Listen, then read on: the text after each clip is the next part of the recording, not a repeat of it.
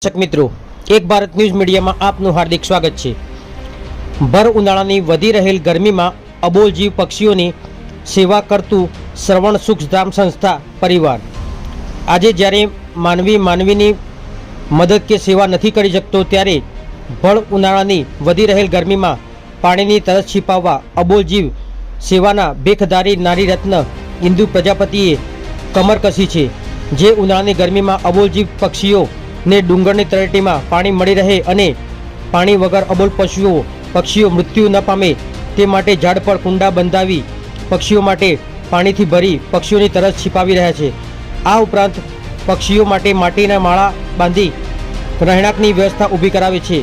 ઇન્દુ પ્રજાપતિના જીવનનો એક મંત્ર છે કે અબોલ જીવની સેવામાં સ્વર્ગ સમાયેલું છે અને એના માટે છેલ્લા 9 વર્ષથી અબોલ જીવનો સહારો વિહંગનો વિસામો નામનું અભિયાન ચલાવી અબોલ જીવની સેવા કરી રહ્યા છે। પત્રકાર વિશાલ ચૌહાણ, સાબરકાંઠા।